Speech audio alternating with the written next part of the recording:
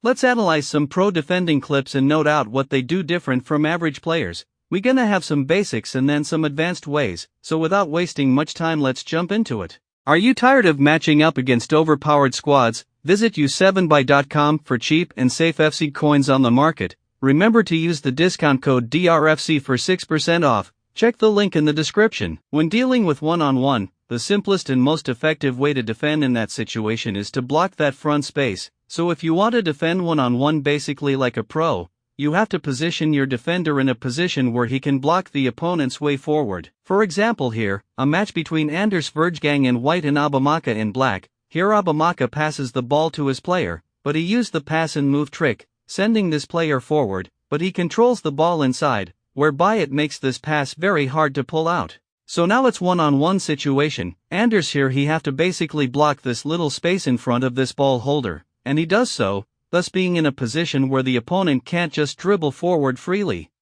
If you want to improve and take your game to pro level, then you have to prioritize forward open passes. When you watch pro games you wonder why they can't build up very fast. They tend to play simple safe passes unless it's a counter-attack. The reason is because the opponent always watches out for forward open passes, and if you try and rush these passes then you're at risk of losing the ball. But it's a pro game, pro against pro. That's why you see they don't oftenly intercept passes, because the opponent is playing so safely and watching out for defender movements. So the only purpose of cutting these forward passes, just to delay the opponent's build-up. Forward passing is the easiest and quickest way the opponent can move forward basely. That's why pro players block these passes. For example here, Abamaka sends his player forward, he dribbles safely and beat the opponent's defender. Now he's in a position where he have space to pass to this running player. Anders' player who is in the position to defend this player one-on-one is too far, but this pass is looking dangerous. So the opponent can dribble through this space and move forward, but the quickest way to move forward in this situation is to pass to this player. And that's why Anders didn't care about this open space. Instead he switched to his defender in a position to deal with this pass, and he sprints back and wins the ball. You cannot defend well and even intercept some passes if you can't use the right stick switching effectively in FC24. Right stick switch, the player with the cursor is the center of switch, and you can select any player in any direction by just flicking the right analog towards the direction of that defender. The main and important role of the right stick switch is to switch distant defenders away from the ball. For example here Manu turns into the space, so here his options are open, most especially this open pass to this player. Anders to defend this situation like a pro he have to select this defender and close this pass. But the L1 switch, the game can automatically select one of these defenders near the ball, so using the analog switch is the best option. He flicked the analog 12 o'clock and select this defender. He didn't intercept this pass immediately, but he was able to apply pressure and so ending up getting the ball. But that's not enough when playing on a very competitive level like on the caliber of a pro. The pro trick is to select defenders very quick. Pros switch defenders quickly just for early anticipation and quick reaction.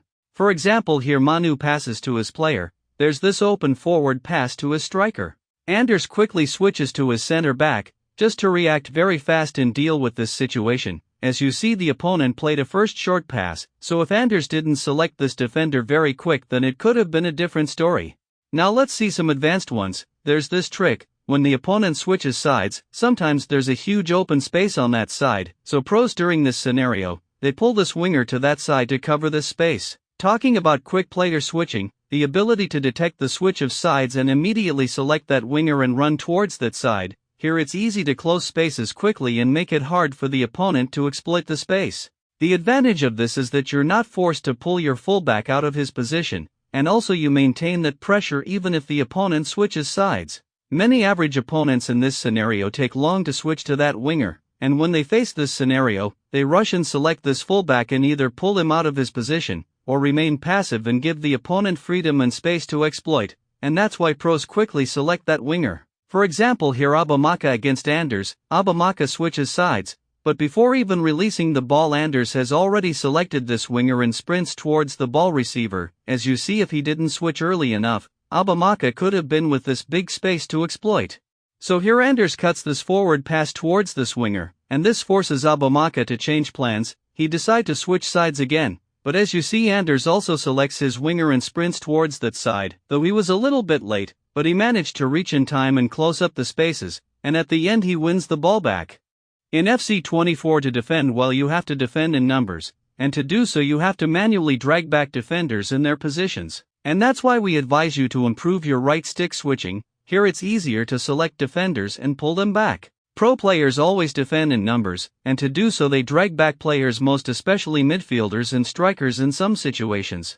Dragging back players makes it hard for the opponent to attack with speed because he has little space to utilize. For example, here Tex against Fuma, Tex switches sides and immediately heads the ball to his striker. So here instead of switching to this center back, Fuma selects his midfielder and drag him back, then uses the second man to apply pressure to this ball holder. This forces Tex to pass back to his winger. He manages to dribble and find the open pass to his player inside the box, but Fuma manages the situation very well by not overcommitting and covering any possible open passes. Tex passes back to his midfielder and Fuma also selects his midfielder. As the attack goes on, Tex manages to pass the ball to his striker and dribbles inside the box, but Fuma didn't rush to select his center back. He stick with this midfielder, moving in a way where he blocks this passing lane.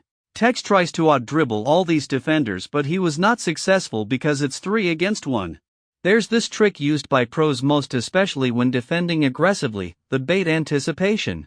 Pro do it just to trap the opponent and dispossess him. As pro against pro, there's certain patterns which they know the opponent will expect him to cover, like pass or space, so they pretend like covering that option, then immediately change the running course and approach aggressively. This trick works best and most used when defending aggressively in the opponent's half. For example, here, Abamaka passes to his center back having this open passing lane. Anders sprints to cover this passing lane, but Anders knows that Abamaka will not take this pass, so he changes running course and cover this open pass to this center back. The trick worked very well and wins the ball, and that's how powerful this trick is. Another example, here Manu switches sides. As usual, Anders quickly switches to his winger and sprints to cover the space. As usual, the opponent will always have this open passing lane to this winger, but Manu is afraid to risk this pass because he expects Anders to sprint and cover the lane. Anders is really smart and aggressive defender. He knows what's going on in Manu's mind, so he changes his running course and sprints directly to this ball holder. As you see, Manu was trying to change direction and Anders wins the ball. The last trick is the goalkeeper movement. Average players think that goalkeeper movement only occurs during one-on-one scenarios. But pro players change this because they move the goalkeeper almost in every open shooting angle. For example, here, Abamaka passes to his striker inside the box. This is Cantona, a left-footed player, so Anders expects his opponent to shoot to near post, because here he can avoid the automatic AI block at the far post. And that's why he moves his goalkeeper to the near post and saves the shot. So that's it guys for today, thanks for watching.